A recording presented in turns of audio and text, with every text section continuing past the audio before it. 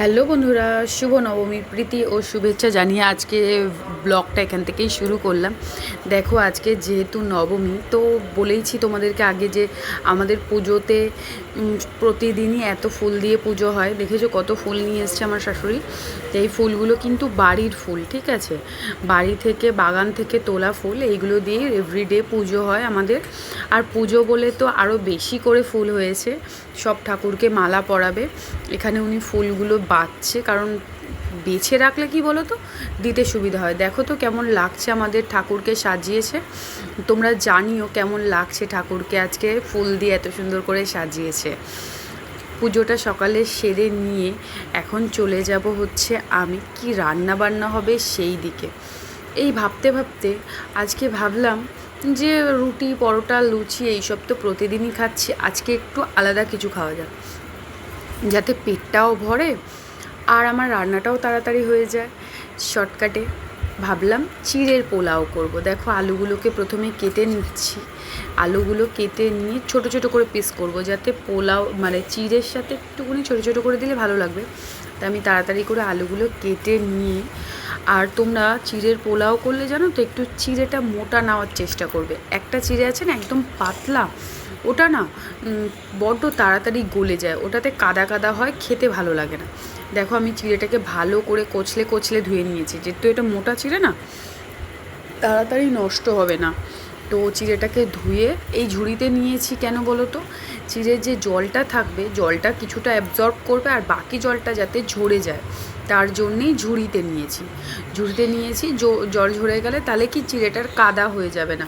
আমি চিড়েটা ধুয়ে রেখে দিলাম সাইডে। এখানে আমি চিড়ের পোলাও করার জন্যে তেল অল্প নিয়েছি, খুব বেশি তেল লাগবে না। অল্প রিফাইন তেলের মধ্যে আমি প্রথমে দিয়ে দিয়েছি শুকনো লঙ্কা, আর দিয়েছি সঙ্গে মৌরি ফ্লেভারটা এত সুন্দর লাগে। তোমাদের কাছে কারি পাতা থাকলে কারি পাতাও দিতে পারো, কারি পাতা দিলেও ভালো লাগবে। আমি এখানে কিশমিশ দিয়ে দিয়েছি, আর একটু বাদাম দেবো। বাদামটা যেহেতু ভাজা ছিল, তার জন্যে বাদামটা দিয়ে আমি বেশিক্ষণ ভাজবো না, তাহলে কী হবে, বাদামটা পুড়ে গেলে না খেতে তিতো তিতো লাগবে, ভালো লাগবে না। বাদামটা দিয়ে আমি অল্প একটু ভেজে আলু দিয়ে দেবো। আলু দিয়ে আস্তে আস্তে করে আলুটা যাতে সেদ্ধ হয়ে যায়, কড়া ভাজার দরকার নেই, আলুটা যাতে সেদ্ধ হয়ে যায়, একটু সিম করে দিয়ে ভাজবে, তাহলে দেখবে খেতে টেস্টি হবে। একটু নুনটা এখনই নুন হলুদ দিয়ে দেবো, যাতে নুনটা ভিতরে ঢুকে যায়, কারণ বেশি টাইম লাগবে না তো, আলু সিদ্ধ হয়ে গেলেই পোলাও করতে বেশি টাইম লাগবে না। আমি এখানে নুন হলুদটা দিয়ে একটু ঢাকা দিয়ে দেবো, তাহলে কি হবে জানো, আলুটা নরম হয়ে যাবে, তারপর একটু হাই হিটে ভেজে নেব, তাহলেই হয়ে যাবে। না হলে আলু না সেদ্ধ হলে ভালো লাগবে না। আর আমরা তরকারি তো অনেকক্ষণ টাইম ধরে করি, তখন একটু খুলে করলেও অসুবিধা নেই, কিন্তু এই চিড়েটা দেওয়ার পরে বেশিক্ষণ নাড়ানাড়ি করলে কী হবে জানো তো, চিড়েটা গরমে আবার গলে যাবে, তখন আবার কড়াইতে লেগে যাবে। তাই চিড়েটা তখন দেওয়ার আগে আমাকে আলুটা ভালো করে প্রিপেয়ার করে নিতে হবে, তাহলে কী হবে, চিড়ে দিলে একটু নাড়ানাড়ি করার পরে নামিয়ে নিতে পারবো। আমার এখানে আলু মোটামুটি হয়ে গিয়েছে।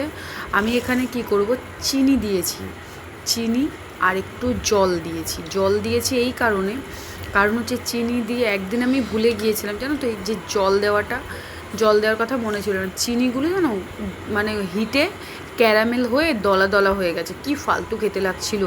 তারপর থেকে আমি আগে জল দিই, তারপরে চিনি দিই, না হলে কি হয়, ভুলে যদি যাই আবার ওরকম হয়ে যাবে। দেখো, কথা বলতে বলতে আমার চিড়েটাও আমি দিয়ে দিয়েছি, আর দেখেছো পোলাওটা কীরকম ঝরঝরে হয়েছে। ঝরঝরে হলে না খেতে ভালো লাগে, আর যদি কাদা কাদা হয় তাহলে না খেতে ভালো লাগবে না, আর কেউ পছন্দও করবে না। একটু নুন মিষ্টিটা এই সময় একটু চেক করে নেবে, আর এখন একটু জোরে গ্যাসটা দিয়ে ঝপঝপ করে নেড়ে নামিয়ে নেবে। আমার চিড়ের পোলাও তো হয়ে গেছে। এখানে পুজো দিয়েছিল যেহেতু আমার শাশুড়ি মা, তার তিশানকে খেতে দিয়েছে, ফল মিষ্টি খেতে দিয়েছে, ওইগুলো খাচ্ছে, আমাকেও ওর সাথে দিয়েছে, আমিও একটু খেয়ে নিয়েছি। আমার এখানে মোটামুটি রান্না কমপ্লিট। লাস্টে হচ্ছে ভাত বসিয়েছি আর পটল আলুর তরকারি। আজকেও আমাদের পুরো পুজোতেই আমাদের নিরামিষ হয়, শুধু দশমীর দিনকেই আমাদের মাছ নিয়ে আসে বাড়িতে, তারপর থেকেই মাছ খাওয়া হয়।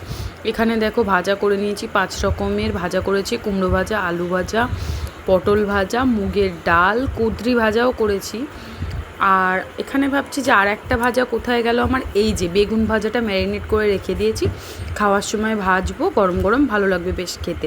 আমি তাড়াতাড়ি করে ওখানে পটল ভাজাটা কষা হয়ে গেছে, পটলের তরকারিটা কষা হয়ে গেছে, ওটার মধ্যে একটু জল দিয়ে তারপরে তো যাব স্নান করতে। আজকে এখনও স্নান করিনি, স্নান করতে যাওয়ার আগে আজকে যেহেতু রাত্রেবেলা মেকআপ করেছিলাম তো ভালো করে সেগুলো ক্লিন করা হয়নি, কোনো রকম ক্লিন করে শুয়ে পড়েছিলাম। এখন একটুখানি মেকআপটা রিমুভ করব। এখানে দেখো আমি মাসাজ ক্রিম লাগিয়ে নিয়েছি, এবার এটাকে ভালো করে মাসাজ করে স্নান করে নেব। বাই বাই সবাইকে, দেখা হবে তোমাদের সাথে আবার নেক্সট ভিডিওতে।